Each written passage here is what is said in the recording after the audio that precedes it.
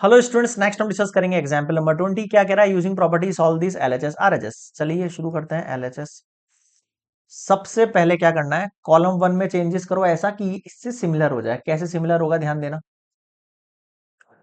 Column one के लिए वही यूज करूंगा, ए मल्टीप्लाई सी वन, और कॉलम टू के लिए वही बी मल्टीप्लाई सी टू, और कॉलम थ्री के लिए C multiply C three. Okay, मैंने बताया था जब भी कॉलम से उसको मल्टीप्लाई करते हैं तो बाहर उसका डिवाइड करना पड़ता है, तो मुझे ए बी सी तीनों का डिवाइड करना पड़ेगा। अब कॉलम वन को जब ए से मल्टीप्लाई करोगे तो ये ए क्यूब प्लस ए बन जाएगा। नीचे वाली कंडीशन ए स्क्वायर बी बन जाएगी, उसके नीचे वाली कंडीशन ए स्क्वायर सी बन जाएगी। यहां देखो, सी टू वाली कंडीशन क्या हो जाएगी आपके पास, ए बी स्क्वायर हो जाएगी। ये बी से मल्टीप्लाई होगा तो आपके पास कितना बन जाएगा, बी क्यूब प्लस बी बन जाएगा। ये बी से मल्टीप्लाई हो जाएगा तो कितना बन जाएगा, बी स्क्वायर सी बन जाएगा। इधर देखो, ये आपके पास ए सी स्क्वायर बन जाएगा, फिर ये बी सी स्क्वायर बन जाएगा, और ये सी क्यूब प्लस सी बन जाएगा। गॉट इट यहां तक सभी को? ठीक है, क्या करें, फर्स्ट वाली जो रो दिख रही है उसमें से कॉमन ले सकते हैं। यहाँ ए है, यहाँ ए है, और यहाँ पर भी अब ए है मेरे पास ना, इन तीनों कंडीशंस के अंदर। तो क्या कंडीशन बनेगी अगर मैं कॉमन निकालता हूं? तो यहाँ से देखना, यहाँ से ए निकाला, बी निकाला, सी निकाला, और नीचे ए बी सी अपनी जगह पर है। देखो, यहाँ से अगर मैंने ए कॉमन निकाला तो वन प्लस ए स्क्वायर बचा।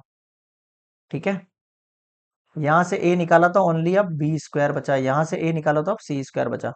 यहाँ से अपन ने बी निकाल लिया तो यहाँ पर ओनली ए स्क्वायर बचा। यहाँ से अगर अपन ने केवल बी निकाला है तो B plus, sorry, one plus B square बच रहा है। समझ में आ रहा है क्या कहना चाह रहा हूँ? देखो, ये वाली स्टेप अगर समझ नहीं आ रही है आपको, बी क्यूब प्लस बी, तो इसमें से मैंने बी कॉमन ले लिया है ऐसे। अब ये वाला बी मैंने बाहर भेज दिया है। ठीक है, यहाँ पर देखो ओनली सी स्क्वायर, यहाँ आ जाओ। सी कॉमन निकाला तो ये ए स्क्वायर बचा यहाँ पर, यहाँ पर सी कॉमन निकाला तो बी स्क्वायर बचा, यहाँ पर सी कॉमन निकाला तो वन प्लस सी स्क्वायर बच गया। बताओ यहाँ तक समझ में आया क्या? ठीक है, क्लियर है। अब column one, column to, column three को तीनों को एडिशन कर देता ताकि एक सिमिलर कंटेंट बन जाएगा। यानी कॉलम वन के लिए मैं column one plus column two plus column three को सॉल्व कर रहा हूँ ना, ये दोनों तो कैंसिल आउट हो गए मेरे पास। अब देखो, फर्स्ट में क्या आएगा, one plus A square plus B square plus C square, one plus A square plus B square plus C square. नीचे भी वही बनेगा, one plus A square plus B square plus C square, और यहाँ भी one plus A square plus B square plus C square. इधर देखो, B square C square, one plus B square और C square, B square, one plus C square. फिर से common आ जाएगा ये,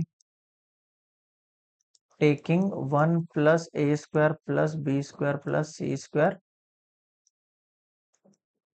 कॉमन आउट, है ना। तो one plus A square plus B square plus C square बाहर निकाला, क्या बचा, one one one, B square के, one plus B square, okay, फिर बी स्क्वायर, फिर सी स्क्वायर, फिर सी स्क्वायर, फिर वन प्लस सी स्क्वायर।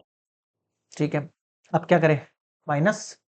ठीक है, रो टू के लिए भी इसमें से माइनस कर दो, और रो थ्री के लिए भी इसमें से माइनस कर दो।